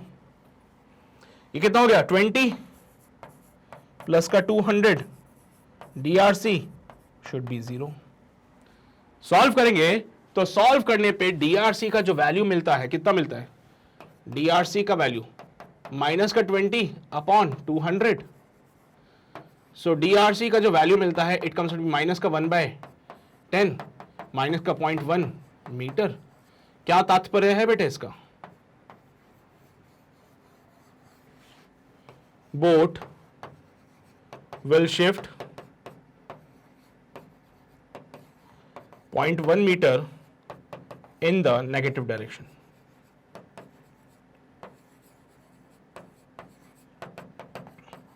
ठीक है, अब तुम बोल रहे होंगे कि सर हमने तो कभी देखा नहीं था कि ऐसा बोट भी मूव करती है। मूव करती है, बट देखो ना उन्होंने डिस्प्लेसमेंट 2 मीटर का किया था। दोनों आदमियों ने जो डिस्प्लेसमेंट किया वो 2 मीटर का किया, उसके बदले में बोट का डिस्प्लेसमेंट सिर्फ 0.1 मीटर का आया। ठीक है, तो उन आदमियों ने जो डिस्प्लेसमेंट किया उसके रेस्पेक्ट में बोट का जो डिस्प्लेसमेंट आ रहा था वो सिर्फ 0.1 मीटर का आया बेटा। तो तुम समझ जाओ बात को, तुम बात को समझ जाओ कि क्या हो रही है यहाँ पे। बोट जो है उनके रेस्पेक्ट में कितना कम डिस्प्लेस कर रही है। ठीक है, एक्चुअली सेंटर ऑफ मास का फॉर्मूला जब हम पुट कर रहे थे ना, तो मुझे ये वाला नहीं करना चाहिए था, मुझे ये वाला नहीं, मुझे डायरेक्टली यहीं से कहानी को शुरू करना चाहिए था। ठीक है, बट चलिए मैंने कर दिया, कोई बात नहीं, समझ जाना बात को, क्योंकि सेंटर ऑफ मास निकालने के लिए तो दोनों का मास वगैरह हम पहले ही कंसीडर कर चुके होंगे। तो ये वाली इक्वेशन ना लिख के सीधा डिफरेंशियल इक्वेशन पे आना बेटा, सीधा डिफरेंशियल इक्वेशन पे ही आ जाना। मैं डिफरेंशियल इक्वेशन ही लिख देता हूं उसकी, DRC should be equals to MA DRA, ठीक है, plus MC DRC।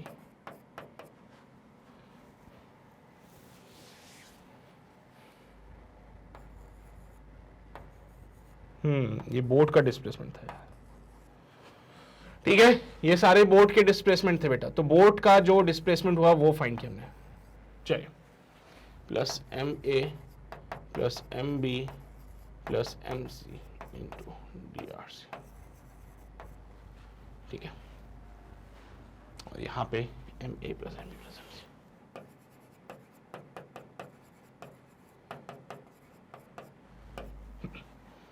Differential form में लिख लेना, क्योंकि जब शिफ्टिंग होती है तो इस बात का ध्यान रखना पड़ता है हम लोगों को। ठीक है, तो आंसर कम्स आउट भी बेटा 0.1 मीटर का आंसर क्या आ रहा है, 0.1 मीटर आ रहा है, वो भी किस तरफ में, नेगेटिव डायरेक्शन में जाएगा। यानी जिस डायरेक्शन में 80 kg वाला पर्सन आया उसके अपोजिट डायरेक्शन में। ठीक है, क्लियर है ये बातें। अरे भैया जिस डायरेक्शन में 80 किलो का आदमी आया उसके अपोजिट डायरेक्शन में सेंटर ऑफ मास वहीं तो शिफ्ट होगा बेटा। बोट उधर थी तो जाएगी फिर अपनी। चलिए बेटा नोट कर लीजिए इसको जल्दी से, अगले सवाल की ओर बढ़ते फिर बाद में हम लोग। ठीक है, समझते हो ना बात को, क्लियर रहेगी बातें, ये सारी बातें देख लो भाई।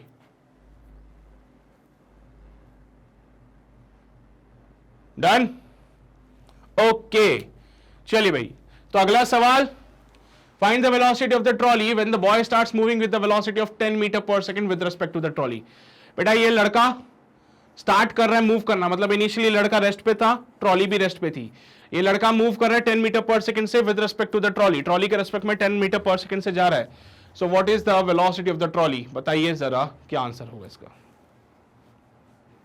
हाँ भाई क्या करें इसमें यार, बड़ा मुझे जो लगता है, मैं जो सोच रहा हूं, क्या तुम भी वही सोच रहे हो कि सर बॉय स्टार्ट्स मूविंग, मतलब पहले तो रेस्ट पे था और ट्रॉली भी पहले रेस्ट पे थी, तो मैं बोल दूं initially system is at rest. अच्छा मैं बोल सकता हूं क्या, initially the system is at rest, कह तो सकते ऐसे।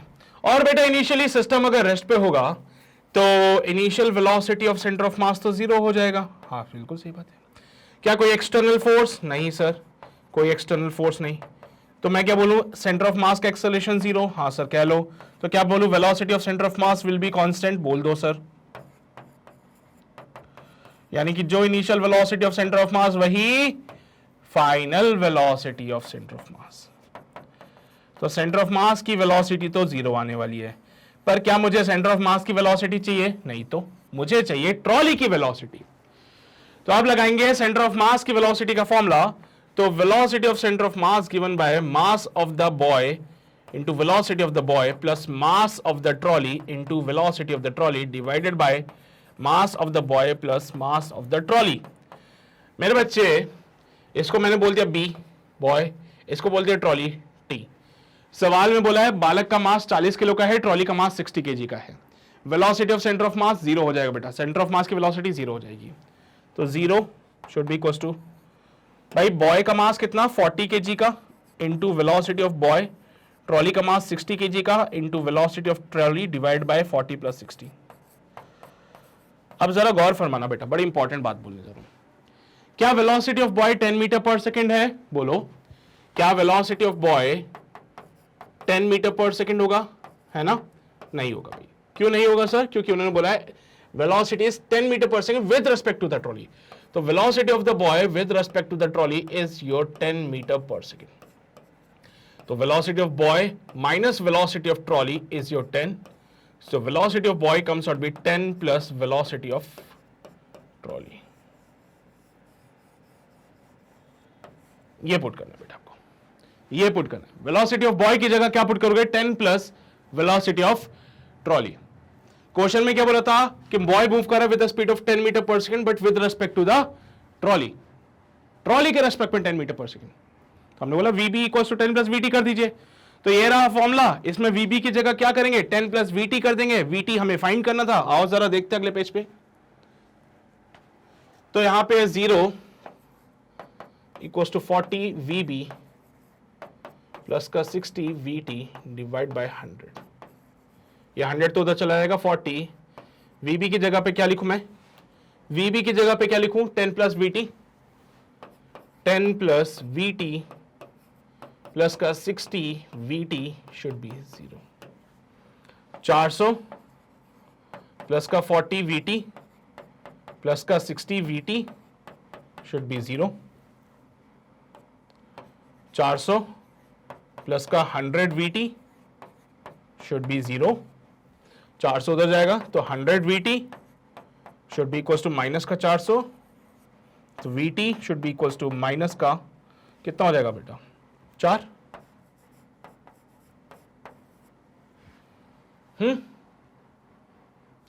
अरे सही है, कोई गलती तो नहीं कर दी, ये 40 किलो का, ये kilo kilo kilo kilo kilo kilo 60 40 plus 60 40, ये अपॉन में 100, ये 10 metre per second, 10 plus VT, ये 40 था, हाँ सर 40 था, 40 इंटू 10 400 और 40 वीटी और ये 60 वीटी, तो वीटी उधर गया 40, 400 बटा 100, तो ट्रॉली की वेलोसिटी आनी चाहिए माइनस का 4 मीटर पर सेकेंड, ट्रॉली की वेलोसिटी आनी चाहिए माइनस का 4 मीटर पर सेकेंड, ठीक है। चलिए भाई यहां पे भी करेक्शन करना पड़ेगा हम लोगों को, यहां पे भी करेक्शन करना पड़ेगा, कर लेते कोई बात नहीं, ठीक है, थोड़ा सा ऑप्शंस में मॉडिफिकेशंस, थोड़ा सा ऑप्शंस में मॉडिफिकेशन, ठीक है, और ये बात हमारे बीच में रहेगी सिर्फ,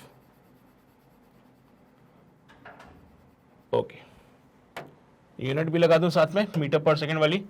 सो इट्स योर मीटर पर सेकंड, मीटर पर सेकंड, मीटर पर सेकंड, मीटर पर सेकंड। तो आई मस्ट से कि fourth option is the correct one. Obvious ये बात है, ट्रॉली अगर ये बालक अगर ट्रॉली के रेस्पेक्ट में 10 मीटर पर सेकंड से आगे जा रहा है तो ट्रॉली पीछे की तरफ जाएगी with the speed of 4 metre पर सेकंड। ट्रॉली क्या पीछे की तरफ जा सकती है with the speed of 4 metre पर सेकंड? हाँ सर बिल्कुल जा सकती है। सो हमारा आंसर आ रहा है 4 मीटर पर सेकंड। तो उम्मीद करता हूं बात आपको समझ आ रही होगी, तो इसको नोट करिए जल्दी से, फिर हम आगे बढ़ते हैं बेटा।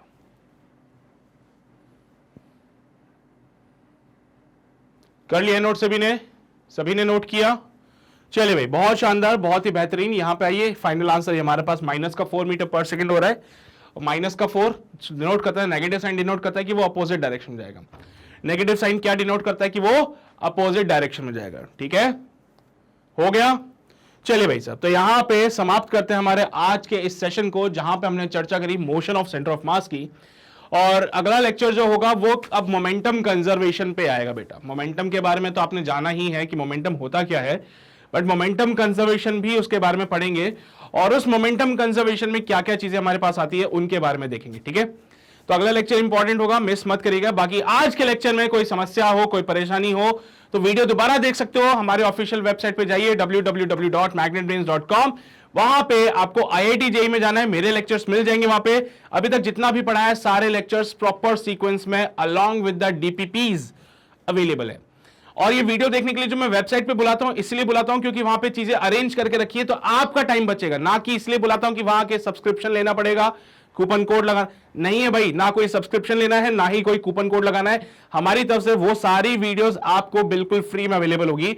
और ये सिर्फ IIT JEE के लिए नहीं, बल्कि और भी कॉम्पिटिटिव एग्जाम्स के लिए। तो अगर आपका कोई दोस्त किसी और कॉम्पिटिटिव एग्जाम की प्रिपेयर कर रहा है, तो उसको भी बोलिए कि भाई साहब magnet brain is the perfect solution, तो यहां पे आके ज्वाइन जरूर कर लेना। ठीक है, इसके अलावा अगर आप चैनल पे नए हैं सो मेक श्योर चैनल को सब्सक्राइब करना है। वो जो लाल बटन है उसको दबाना है, उसके बगल में जो घंटा है वो बजाना है, सो दैट कोई नोटिफिकेशन मिस ना हो सके। और सेशन अगर पसंद आए तो लाइक कर देना।